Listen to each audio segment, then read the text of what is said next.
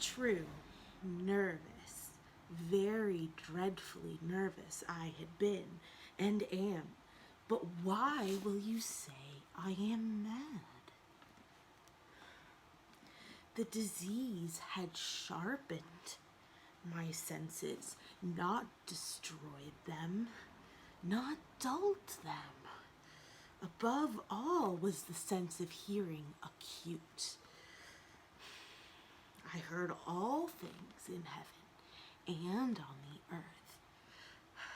I heard many things from hell. How then am I mad? Hearken and observe how healthily and how calmly I can tell you the story.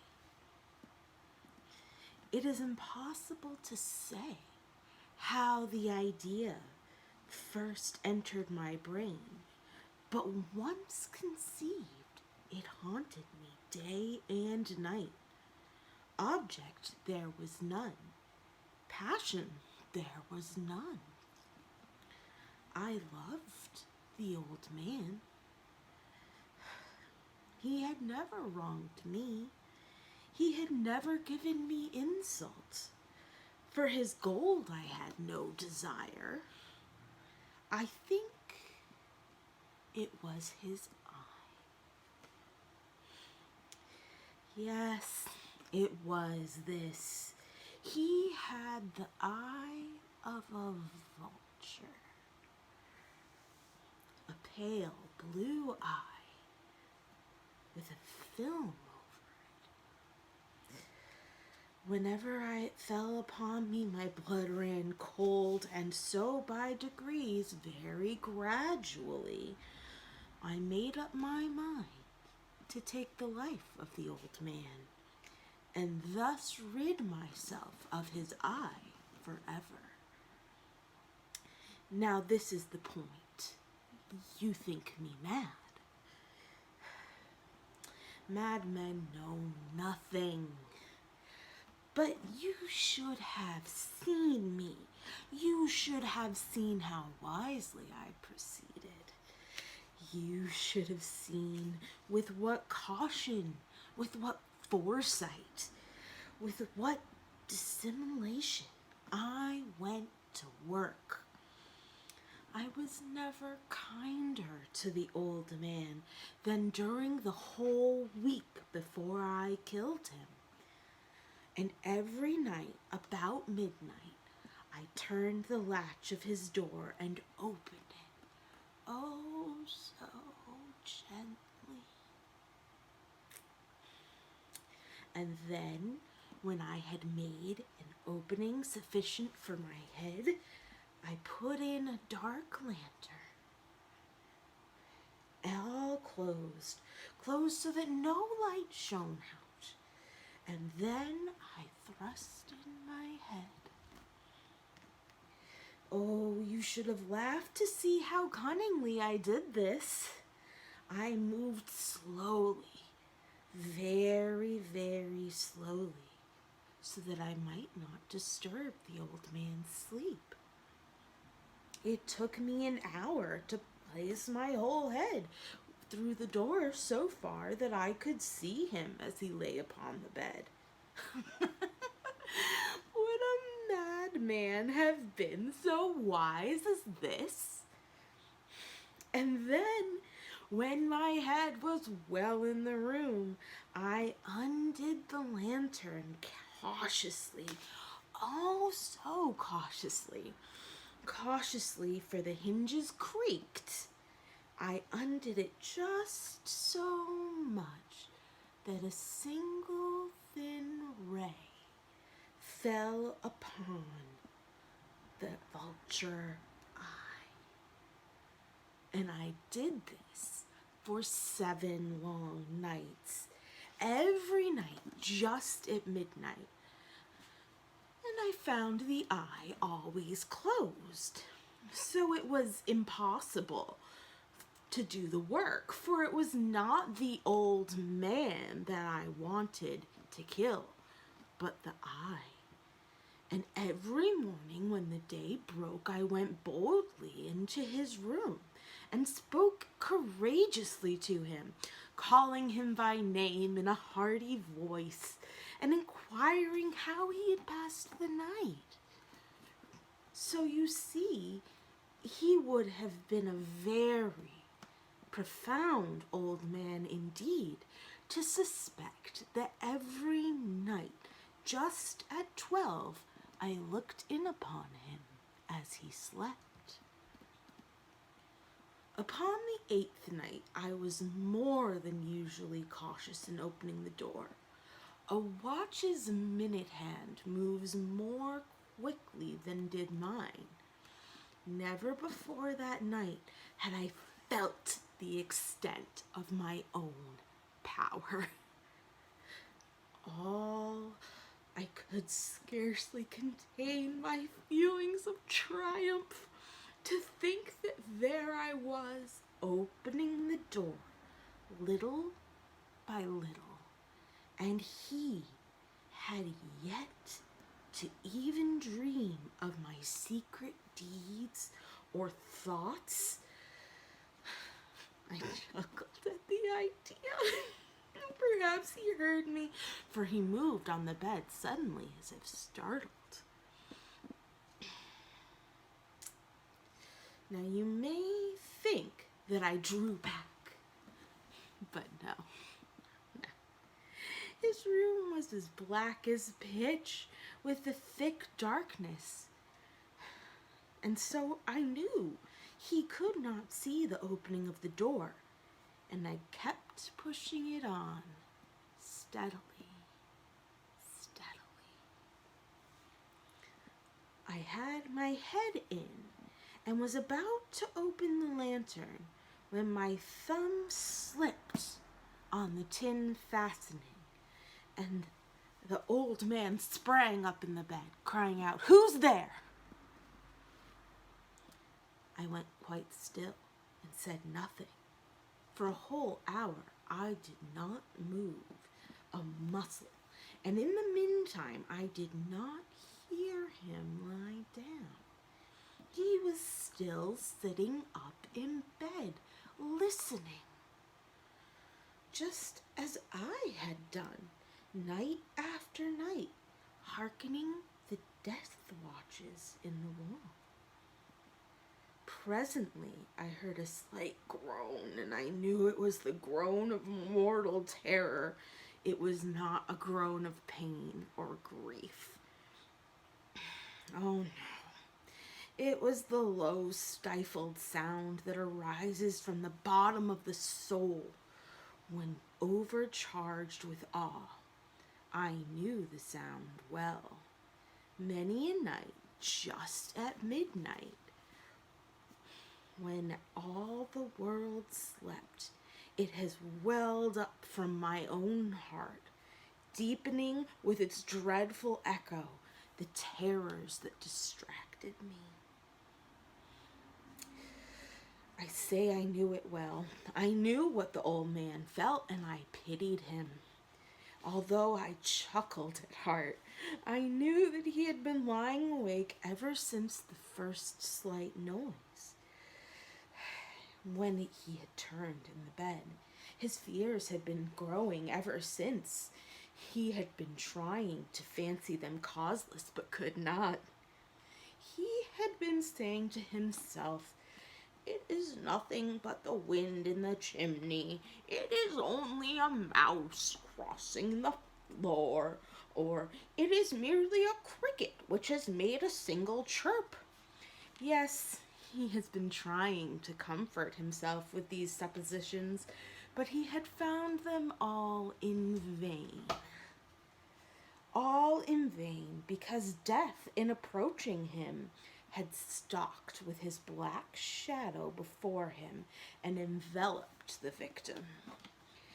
And it was the mournful influence of the unperceived shadow that caused him to feel, although he neither saw nor heard, to feel the presence of my head within the room. When I had waited a long time, very patiently.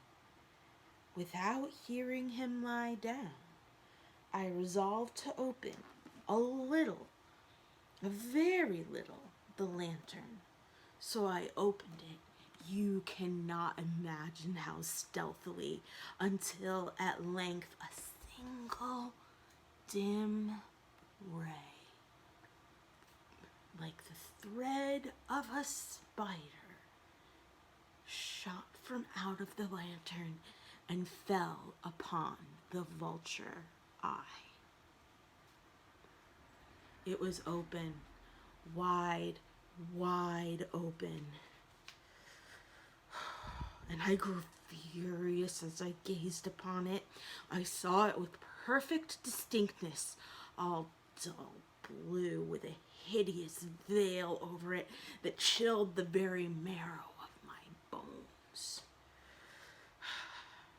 I could see nothing else of the old man's face or person, for I had directed the ray, as if by instinct, precisely upon the eye.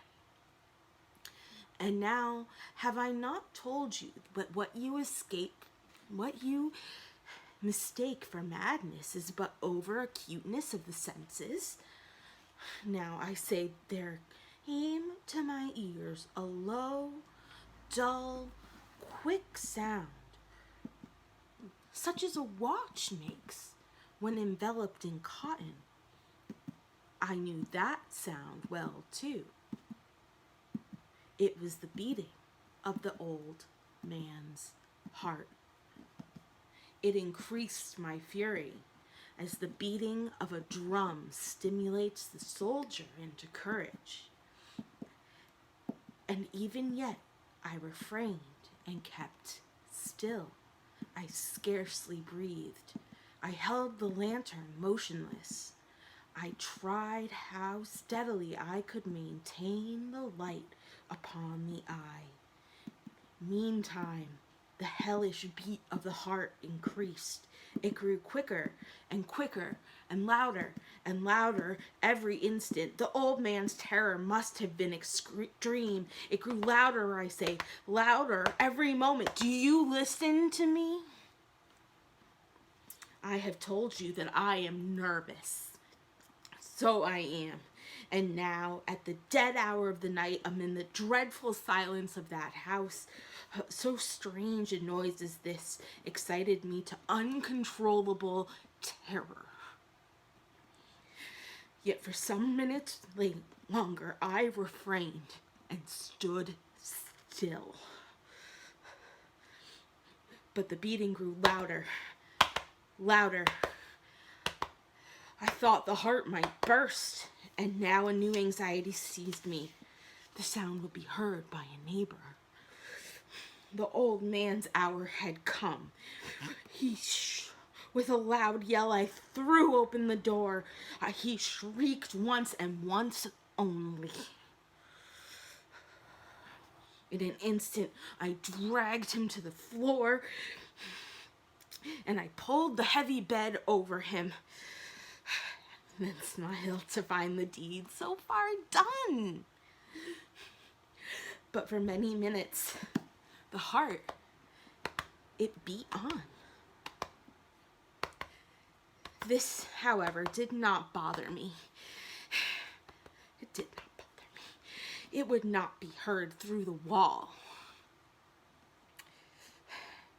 At length, it ceased. The old man was dead. I removed the bed and examined the corpse. Yes, he was stone dead. I placed my hand upon the heart and held it there for many minutes. There was no beating. He was stone dead.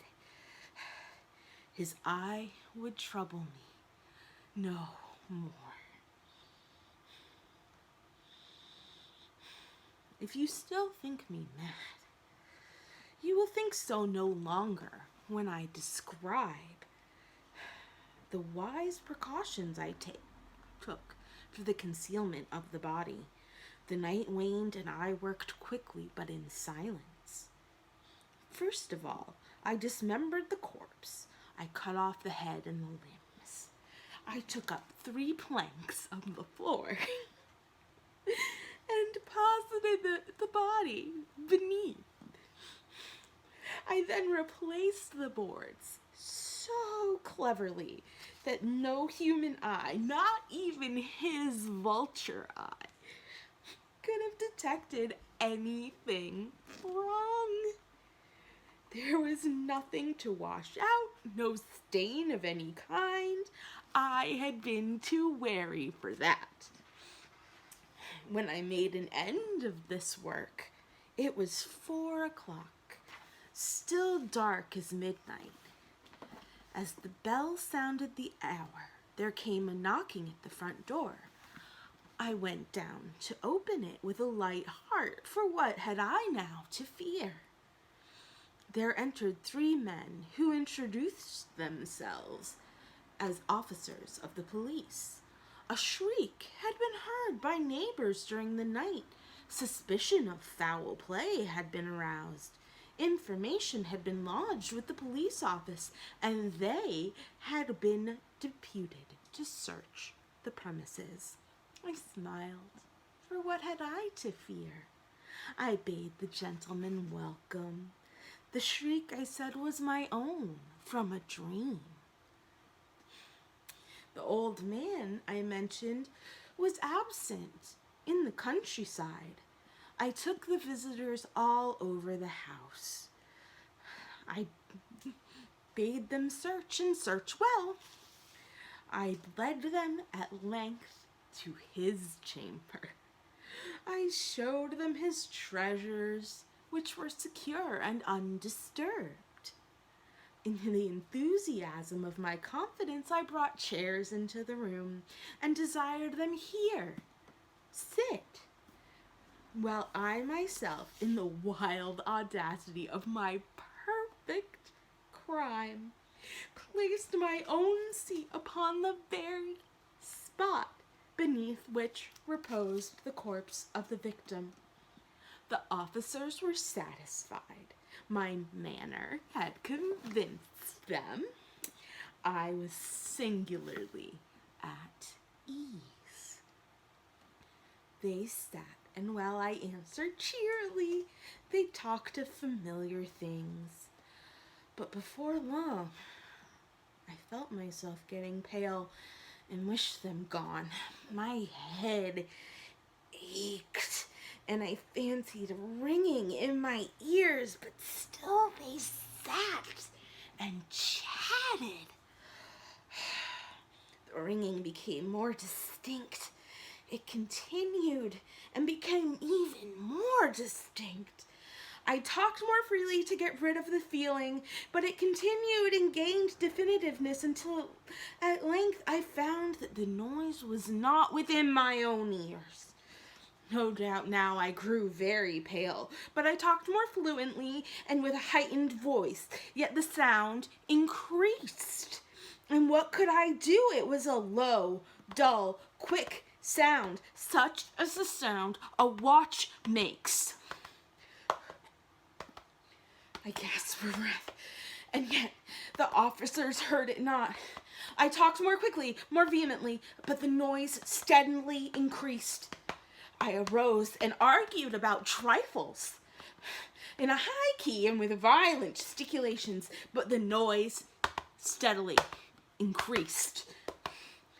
Why would they not go? I paced the floor back and forth with heavy strides, as if excited to fury by the observation of the men, but the noise steadily increased. Oh God, what could I do? I foamed, I raved, I swore, I swung the chair upon which I had been sitting. It grated upon the floor, but the noise arose over all and continually increased. It grew louder, louder, louder, and still the men chatted pleasantly and smiled. Was it possible that they didn't hear it? Oh God, no, they heard it. They suspected. They knew. They were making a mockery of my horror. This I thought, and this I think, but anything was better than this agony. Anything was more tolerable than their mockery. I could bear these hypocritical smiles no longer. I felt that I must scream or die. And now, again, hark, louder, louder, louder. Villains! Dissemble no more, I cried. I admit I have done it. Tear up the planks. Here is the beating of his hideous heart.